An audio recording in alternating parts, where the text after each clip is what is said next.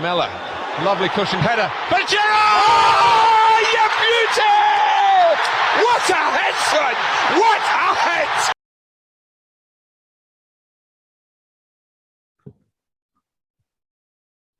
Yes, welcome back to yet another episode of Football Tussle. Yep. Myself, CIC, and I'm joined by my fellow tusslers there, Grand Champ and A-Foot. Welcome, guys. Another week. I hope you enjoyed our, last episodes. It was an action-packed there. Wonderful week. The views, thanks, guys, for the views. It was crazy. And subscribing as well. The subscribers, the comments. There you are. I'm glad you all listened and and welcome to the newcomers as well. That's the Premier League. That's the Premier League. That's the Premier League for you. You know, it's exciting. There you go. There you are. Yeah, and it was another big action-packed weekend there of drama all over the table, from top to middle, bottom, you name it. But why not? We try and change it around. Normally we go for the biggest game of the weekend, but this time it was quite a big game of the weekend. It was a 3-pointer. And we'll start with Watford versus, well, not 3-pointer, it's a 6-pointer actually. Watford versus Norwich. I've got the Norwich yellow one. The Canaries are singing. And who wants to start on that one then? I'm gonna start with the goal. The goal Norwich scored. Oh my goodness! Was their season stick, whatever it is called. It's just madness. Quality goal. It reminded me of the goal Giroud scored at Aston. But go on. There you go. A few years ago. I mean, I did say last week that even though Grand Champ tried to lower the flames there, I did say last week that Norwich are showing a bit of fight there. And this is the kind of fight that they need to try and see if they give themselves any kind of hope of trying to avoid the drop there. And you can't complain. Back-to-back wins there, especially when you're down there, especially when quite a few of the teams were on like one victory from 17 or 18, and to get back-to-back victories, even we'll talk about it later on. Granddad Ralph just achieved it. So for Norwich to do that is a big thing for them. And good luck to them if they can try and avoid what we all thought were guaranteed relegation candidates. They're still. I know. They're still in that battle. You know. Oh yeah, they are. Of course, they're not gone. They're not gone, but they're just giving themselves a glimmer. Just like my shirt, a glimmer. Well done to them. But I'm just gonna pick on Watford though, like Ranieri getting sacked and all that. Did you guys heard about that? I saw that. But you know what? Like that was like the writing was on the wall already for him to get sacked. And I'm hearing they might get Flores in again, third time. Well, or fourth time. I'm not too sure what's going on there. For me, it shows it's another example of what we said and what I've been saying. You don't go back. Just don't go back. Whoever it is, just don't go back. It doesn't matter. He's done it 2 to 3 times. Why not one more time? Yeah, but you should learn from that. For me, as Grand Champ said, the writing was on the wall there for Claudio Ranieri. Ding-a-dong or whatever his saying is. For me, it was a poor appointment. And then I look at the stats. He should retire now, by the way, Ranieri. Yeah, he should do. But he doesn't want to. It's the money, isn't it? The money's calling. And the thing is, you look at the stats, 7 points. Well, you know, come on, man. It's not that he needs the money. It's just that when you're rich and sometimes you don't need the money, but when they put up numbers like that where they tell you that if you avoid relegation, we'll give you £2-3 million, you're gonna jump at it, because even if you get sacked, you still get paid off. I know that's what earlier in the beginning of this episode I was asking earlier if he's been in a relegation battle before, and I think you guys said it's a joke, you know. Like you said, it's not the right appointment for me anyway, because it's different from him managing like a winning Premiership side. Do you understand? He's got more players to work with. That's his start that he's bringing to this game, because they're in a relegation battle and he's trying to bring in discipline and everything to these players right now, and it's tough for him. Let's put some respect on his name still. He did win the league with is it the league? He won the league with Leicester City. So He knows how to work. There's respect due, but for me, it's past his sell-by date. You can't just be. He's been there almost, I think, about 4 months, and he's only picked up a mere 7 points from a possible 13 games. That is atrocious. Stats? Wow. That's shocking. How can you only pick up not even double figures from 39 points? That's crazy. There you go. Well done for the maths there, quickly. For the 13 games there still. But well done there, grand champ there. But for me, GCSE there. There you are there. What's it called? The masters in mathematics. But anyway, as I said, for me, you also blame the owners. I think Watford have sacked the most managers with their owners. The new owners, I don't know how long they've been there, but the amount of managers they've gone through, my goodness, it's a joke. It's crazy. I think 7 in 3 years. There you go. Yeah, what kind of turnaround is that? And then they don't even give. And really, if you look at what they do in the transfer window, they hardly give money. What they do is they use their other clubs as feeder clubs to bring players here on loan or something, like Udinese, Genoa, whatever. None of the players are of any stature, and they don't give they don't back the managers. Yeah. So how else are they gonna try and avoid relegation? I don't even know which is worse, them or the former Mike Ashley at Newcastle. I don't know. I think both teams, the mindset are gone anyway. So it's true, and all their mind is just to stay up and then avoid. As long as they stay up, they don't care because the money will be rolling in from the Premiership. But you can't keep doing that. That's why you're lacking ambition, man. You have to have yes, I agree with you, but I'm tired of teams all the time in the Premier League where their key goal is to avoid relegation. If you play one season avoiding relegation, the next season you should be thinking of, okay, cool, we're going to be around that 13th, 15th region. Forget relegation battle. Then the next season you're going to build up on it. Like, not every season relegation. That's why if Newcastle go down, I couldn't care less because they've been involved in pure nonsense down there. But yeah, that's it. They've been doing greatest escapes. But you said that before we move on quickly, you said that Flores is the former manager has been linked with Watford. I've also heard of another granddad that's been linked with Watford, Roy Hodgson. My goodness. Okay. He wants to come back, yeah? There's rumors there going around tonight that they're going to maybe appoint him as soon as tomorrow lunchtime. Wow. This manager, so they got money to granddads. He's the king granddad. They got money to burn. They got money to burn. But what they have is, go on. No. I'm just saying, like, listen, the whole structure of Watford, they've been doing madness from time anyway. So it's true. They're probably going down anyway. So well, there you go. But we'll watch that space because the thing is, both of them can still go down. But at least Norwich are giving themselves a fighting chance anyway. As for Watford.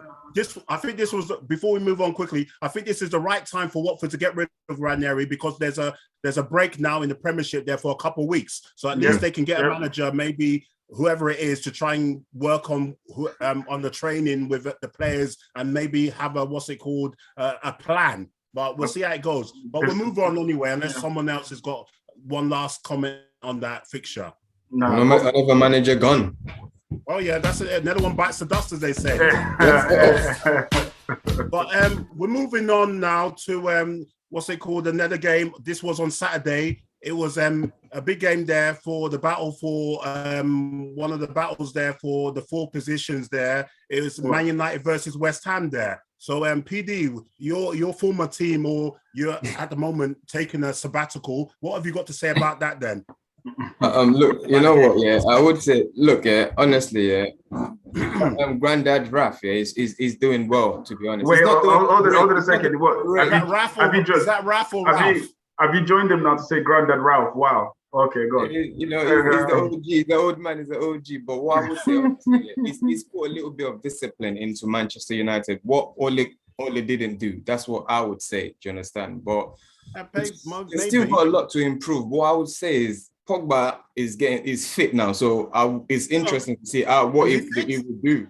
Is he fit? I think so. Yeah, I think he's back in training. He's almost fit. I think he's coming back in. I think he's coming back maybe a few weeks after the break here, so possibly. But the thing is, they've been doing all right without him. And the thing is, they also have to get used to life without him anyway, because I don't see him signing a new contract there, and he's out of contract in the summer. So they have to try and even if he comes back, I think he's going to be warming bench anyway. What do you think, Grand Champ?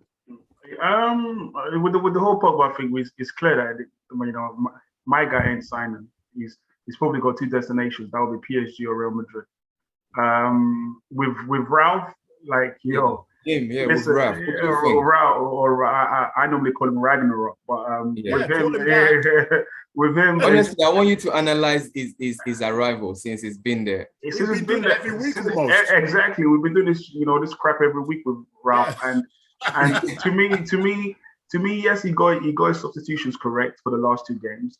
They've been able to sort of nick in goals, but I'm still not impressed. I ain't gonna lie to you. I'm still not impressed. Like every game for United, it's a struggle. And the only difference between United and Arsenal is that United got more players off the bench. Arsenal got nothing else. That game should have been 0-0. I don't think United sort of deserved it. But you look at who was on the pitch. Cavani, even though it's old, quality.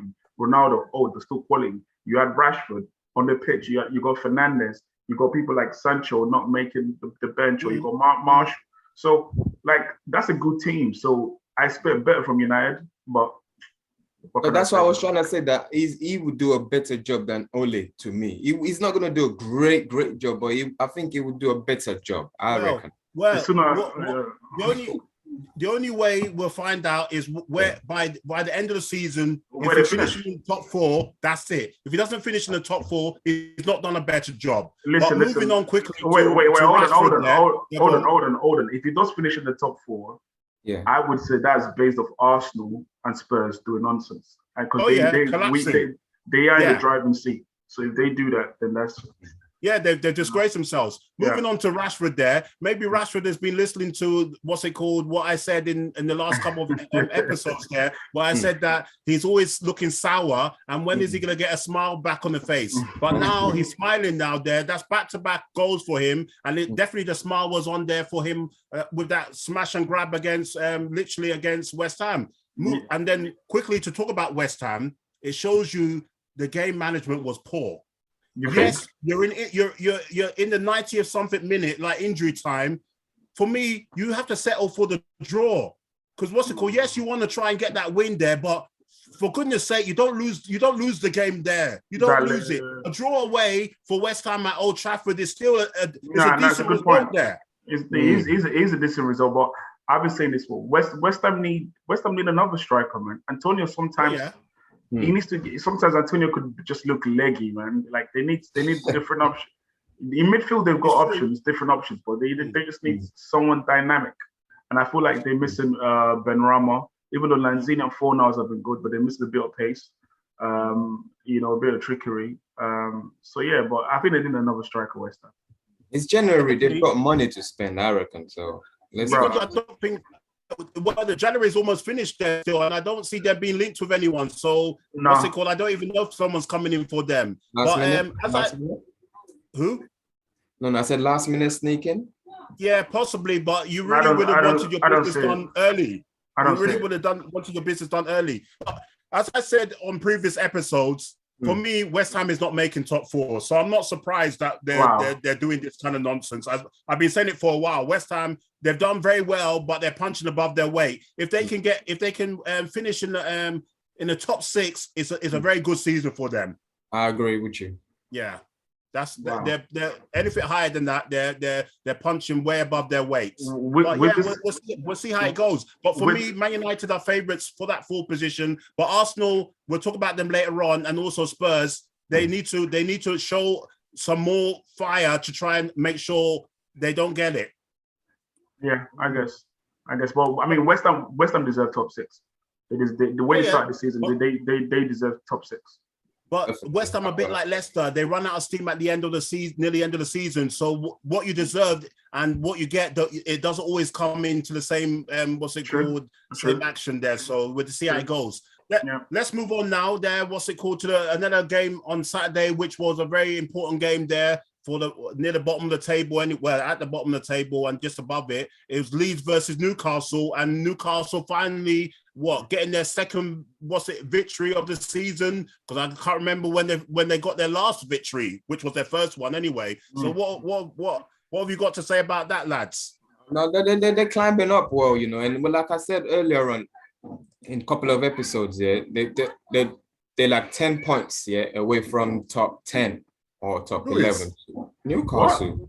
What are you on about there? If you look at the table, I hope that's not what you're thinking that Newcastle's goal is. Like, honestly, if they keep it up, they could do something, you know. They could achieve something and stay up, you know, because they're trying to get just Lingard as well. So guys, you never know, you know. Honestly, what do you think? Have you heard that saying? Walk before you run.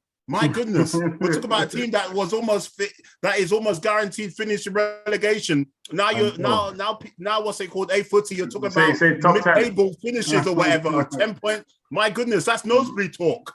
I'm not saying they'll get in top 10, but I mean they will avoid relegation, if you understand what I'm trying to say, you know. But they've got the money to do it, you know. So yeah.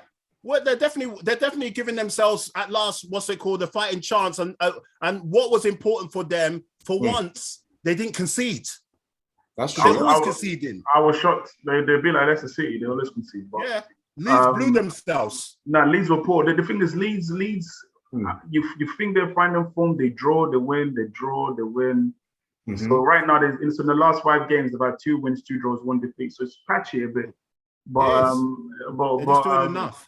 They didn't need to, that was a big game for them not to lose. I thought Leeds were going to beat Newcastle, you know, honestly. But Chevley's got that in his locker. Once in a blue moon, he could throw those out. So Newcastle needed that win. They have to win. I've seen them played a couple of games this season, 3-4 games that they could have won, you know, but they're just doing nonsense. So that kind of game, they needed to win that and secure it.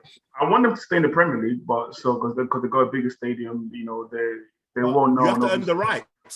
They have to, but Also, I also want Leeds to stay as well. I mean, teams that want to go down, Burnley, Watford, Norwich. You know, honestly, but I'm with you on that one too. But definitely Burnley and Norwich and stuff anyway. All 3, because they're, some of them, all 3 have no ambition. But quickly, one more thing there on them, on Leeds there, because I know you said in the early episodes of Football Tussle and quite a few times this season that the goalkeeper for Leeds, is it Smells? Yeah. Meunier, stuff like that. Yeah, stuff like that. You said that he's too young. It was an absolute howler, that the goal that Shelby scored. You know, nice, local park free kick there still, but you expect even in the park on a Sunday there for the goalkeeper to save that, and that was an absolute howler. And he's 21 going on 22, but there's quite a few mistakes from him. Obviously, he's trying to build up the experience there, but there's no backup. You know, like the number 2 goalkeeper, he's just got no quality. I don't know why it doesn't buy. That's why they keep conceding. Sorry. I don't know why it doesn't buy a goalkeeper, or probably try to loan Dean Henderson at Man United or my guy with Botland or whatever. Just get someone in, just with experience. Just get someone in with experience, because I tell you, not so much the defenders could be worked on. They could be worked on a bit, but the goalkeeper is too young and naive, man. You can't be. Listen. You look at Kepa. Kepa is the same thing. Kepa was bought very young at Chelsea, and look at what happened to him. We got benched for a while. So with goalkeepers, they with the footballing ability, they take them a bit longer for them to be more solid. When they're young, you can't be in the Premier League week in, week out. Come on, man. You ain't no Ramsdale. Yeah, I definitely agree with you on that one. You're top knowledge on that one. You know, for a goalkeeper, he's too young to be playing. It's too young. At the top level right now. But hey. There you go. We'll see what Newcastle can do that in the next few days in the transfer window, because they've been linked to with quite a few defenders and stuff there. Let's see what happens. And as you said, Jesse Lingard there, A-footy, we'll see how it goes. Let's move on to the biggest game of the weekend, which was on Sunday there, which was I think that they must be, Spurs must be definitely sick or tired of them playing Chelsea every time there. Chelsea love playing it's the other way around for Chelsea. They love them like their Spurs come like they're guaranteed mistress. If the wife was not giving them anything, there, Spurs are definitely guaranteed on speed dial. There's guaranteed what's it called stuff there. So let's talk about that game there. What are you saying there, Grand Champ? Yo, that was a good game, and once again to AY, you see what happened. Game? No. It was a good game for Chelsea because they changed the formation. And if you looking at this, if you watch the game, Chelsea played like a 4-1-4-1 formation, and they had Jorginho holding, and more like certain games change the formation. You can't keep doing that through at the back nonsense. And you could see that Chelsea could have scored more. They could have scored more, and the difference in class between Spurs and Chelsea was so obvious because Chelsea had more of the ball. They should have scored more. And Ziyech, boy, that goal, I think one of the goals of the season. Oh yeah, technique is what's it called? And that one, even Hugo Lloris, he said to himself, he looked and he said, I can't. That's it. It's all right. I think if you stretch for that, then the ribs could be gone. That's it. The ribs. And especially he doesn't want to sign. He doesn't want the happiness of signing a new extension with ribs gone, and at his age maybe not able to come back. Exactly. But you talked about Grand Champ. You talked about Chelsea's formation. My God, I don't know what Conte was thinking. Maybe Conte was gone with the mind of that they've been easily beaten and shut out in the previous games, and he doesn't want to be losing 2-0 or 3-0. But you look at the lineup and the formation there. I was surprised to see Lucas Moura on the bench. I was surprised to see Matt Doherty start. And another one I was surprised to see start Ryan Sessegnon. It was a poor, weak and defensive formation there. I can't blame Conte. The Spurs can. Crap. Yeah, I can't as well. He was trying to freshen things up. That's what I would say. The team's crap. The team's crap. The squad's crap. The team's crap. For me, why can't you go with Harry Kane, Lucas Moura, and the other guy that scored the brace there, the Dutch. Is it Dutch? Yeah, Dutch. Yeah, bad one. Why can't you go with the three of them then? I know. It's not like Chelsea in great form. What's he got to lose? Look, I'm happy Chelsea won that one. And looking at the stats, why are you happy? An attacking player and a defender. Why are you happy? And a defender scored. So that's a good thing for them, Is that why you're happy?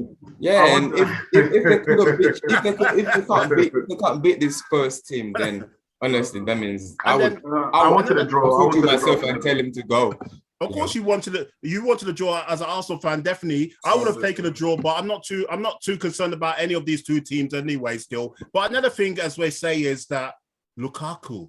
When are you going to score against a so-called big team or whatever? He had one good chance where he rolled the defender, but the shot was a predictable shot there. But you can't blame him, though. I don't get it. How long are we going to keep saying that? The guy scores in World Cups, the biggest. Yeah, the guy's he's a top player. You need service, man. The question is, you need service. Is he top player? Is he world class? Of course, he's world class. I don't know about that. I don't know. Sorry? He's world class. No, I'm sorry. I cannot. How can you be world class and you can never score against the big teams in the Premiership? Lukaku is world class. This ain't not up for no debate. Just because he's struggling at Chelsea. For me, what Lukaku is, when he plays for Belgium, he's Superman. But when he goes back to Chelsea, he's Clark Kent. Listen. Forget that. Lukaku's a big boy. The thing is, Lukaku's a big boy striker. He's a big boy striker. His goal record in the Premier League is up there. So what are you talking about? It's up there, but it doesn't make it. It doesn't make him world class. Because I could just even talk about what's it called. Lukaku, he just needs service. Hold on a second. So seriously, what makes him world class then? Because if you're telling me man's Premiership goal record is crazy, his Belgium goal record is crazy, man's won Serie A titles, And that's nice. It's nice. It nice, sounds and it's not good. world class. So what is It sounds good. He's not able to get the number one. He's not able to get the number one ranked. Belgium side to win major honors there internationally. Even though Belgium have got their problems with old age pensioners in the defense. They've got Achilles at the back. Let's not talk about too much. About Belgium? We're talking about the World Cup and Euros. So or no, I'm asking you. Is he world class? Yes or no? Is he world class? Yes or no? No, that's it. I don't want to spend too much on it. AY, is it world class? Yes or no? Yeah, Lukaku's world class. Yeah, 2-1 there. So keep it shut there. Let's move on. Well, no, because you viewers and subscribers, that's a question that we put out to you as well. Lukaku, is he world class or just below world class? World class? What? That's what he is. That's what he is. He's world class. He's world class. Working class. Let me ask there you are, working class. There you go. Well done. I knew I was looking for something that was world class. Let's say Salah was to go at the end of the season. Yeah, would you have Lukaku in Liverpool as a striker? No. What's it called? Too stiff. What's it called? You need mobility, and he's too stiff. And he can't. Lukaku will struggle in Man City and Liverpool. His score. But it'd be a bit too stiff to the pressing and stuff. Well, what's happening? He will struggle Man City. Listen, if Man City were linked with Harry Kane, they get the service. Lukaku's got more legs than Harry Kane. So what are you talking about? Yeah, but for me, He's still not world class. But anyway, let's not dominate that. Let's let the subscribers and new viewers answer that question by sending in comments on that one there. Once again, send in your comments in regard, is Lukaku world class, yes or no? But anyway, go on if you want to. No, I'm done with that. For me, that was an important win for Chelsea anyway, just to try and keep the hounds from behind them, breathing down their necks. Thomas Tuchel there talking about tired football and players being tired and all sorts there, but you take forever to make substitutions yet again. I was surprised that Timo Werner didn't start, but that's how it goes there. And Spurs, if they don't get their act, they've got a couple of games in hand. That's the only saving grace for them. They have to back Conte. They just have to back him. Not now, but at the end of the season, he has to wait. No. You back him now, because if you don't back him now, they might not make top four. They might not make top four, and if they don't make top four, players wouldn't come. Now, as an Arsenal fan, of course, I don't want them to back him. They don't want them to bring in players. But if I'm looking at it from a neutral perspective, he needs to get back straight away. They need to back him, man. It's a top manager.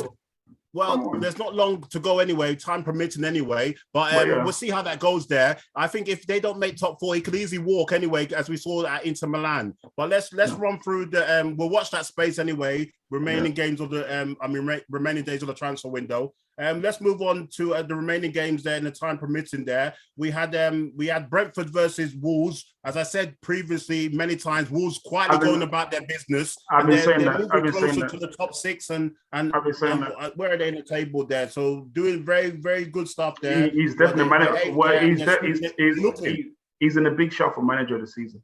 Him and the Brighton manager. Oh, go on. Well, Graham Potter's dropped. His stock is dropped in the last. Too many draws. The draw specialist there. So I think he's dropped now. But for me, Wolves are doing very good with the experience of the two Portuguese in the midfield there. And then Brentford there, we've been saying the wheels falling off and going to second-hand mechanics or whatever. They might have to now try and redeem their loyalty card and try and find another mechanic there, because they're so fortunate that there's at least 5 or 6 teams worse than them. I know. And the other season, they're in the bottom 3. They might start using a wheelbarrow or something there. Forget the car. Just leave the car there. Just leave it. There you are. And then we'll move on to the final game. We had Everton there. Because obviously Rafa was sat there and they were trying to bring in the donkey Ferguson effect there still. It didn't quite work there still. And Gerrard once again got the win over his bitter rivals there. And even there was a bit of swearing there when he walked off the pitch there. But what do you have to say about that one quickly? No, the game was. I mean, I think Aston Villa were a bit wasteful. They should have. You mean they should have put the game to bed earlier? They should put the game to bed because later on, Everton came into the game and had a few chances. So Watkins needs to be more clinical. I think that just shows you why. I can't remember the last time he scored. Yeah, exactly. You will never get an England cap there on those sort of finishing. Very close. But yeah, even Ings is not doing his thing. So but he's on the bench though, so I can't really think. And I think that's the right thing to do anyway, because it gives the other two, Coutinho and Benrahma. Is it not Benrahma? What's it called? The other guy that scored their goal there. More movements. Buendia. Yeah, Ben Buendia. Yeah. There you are. Well, let's move on to the final game on Saturday there, which was a surprise one, even though it seems like Southampton have got Man City's number because they've taken, points off them in both games. The first game at the Etihad was 0-0, and this game was 1-1 there. So well done to Man City. I mean, well done to Southampton there to get a point there. As a Liverpool fan, I'm very happy that City dropped points. What do you have to say quickly on that one? Ever since when Pep Guardiola rated what's his name, Redmond, they've been getting points against Man City, like you said. So that's it. Yeah, I mean, what can I say? I would just say one thing: Jack Grealish. That's what I'm saying. Well, there you go. That's all we have to say. We're going to talk about that maybe in future episodes. We're going to talk about the most expensive or the expensive flop of the season. But we'll come back to that anyway. And wait.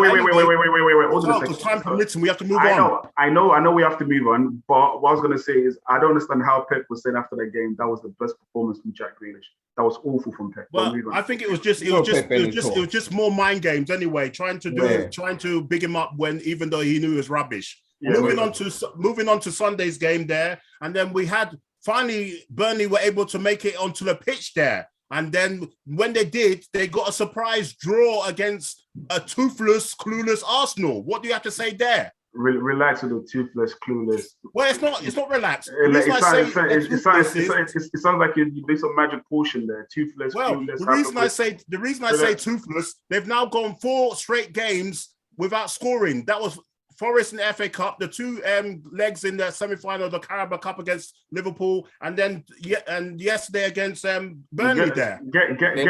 Manchester United, they're twins. You know, and the thing is, get Aubameyang back. Arteta, swallow your pride. Get Aubameyang back. You got in case you ain't good enough. Who's going to leave? He's not signing. You keep bringing them off the bench. You got Lacazette, who you ain't keeping, but you still playing him every game. Whatever Aubameyang did, he served his punishment now since the 6th of December. My guy hasn't played for Arsenal. We paid him $350 a week. Get a guy back into the freaking. Get a guy back. I don't think he's coming back. He's not coming back. Anyway, let's move on to the next one. But why not? Anyway, moving. I know that's cool. Well, the what's it called? The writings on the wall there, personal clashes between him and manager. We have to leave that anyway. And then we'll move on to Palace versus Liverpool. Liverpool were in total control in that game, 2-0 up, and next minute they were hanging on for dear life. And what's it called? Edison done a very good job as man of the match to keep us in that game. Controversy with the penalty there.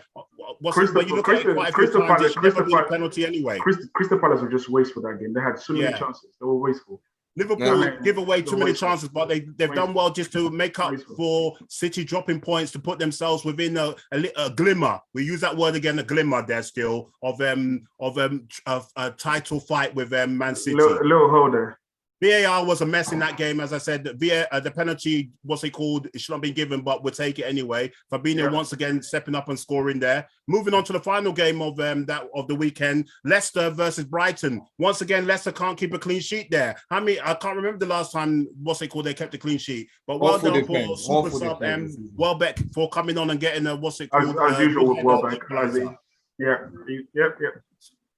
Yep. So that rounds up the the Premiership games. Let's move on to the AFCON there, as we missed out on it last week, and there was a few complaints there. Well, there's been some surprises in the group stages. Defending champions Algeria were out with a whimper, bottom the group with 1 point. Ghana there, the Black Stars, they look like they've got black eyes because they didn't even make it through the group stages there. So the Black Stars are black eyes there still. Ghana must go bags were carried right straight to it.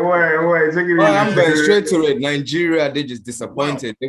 They should have just got. There's no point of qualifying, honestly, if you're gonna come out. Yes, definitely. For me, the performance was so wooden from the start. They behaved like they thought they were going to beat Tunisia with their eyes closed. There was no rhythm in the game, and then the goalie made a howler, and then after that, when they tried to bring on substitutes, we know about Iwobi even Arsenal fans and the Everton fans, what a rubbish player. I know his uncle's JJ Okocha, but that's the only thing he's got in common with him. Nothing was passed on in the genes at all. But what's it called? He's an awful player, and then only on for a few minutes, and then red carded there still. No. Talking about red card, there's been 11 red cards, in this tournament. They're wild.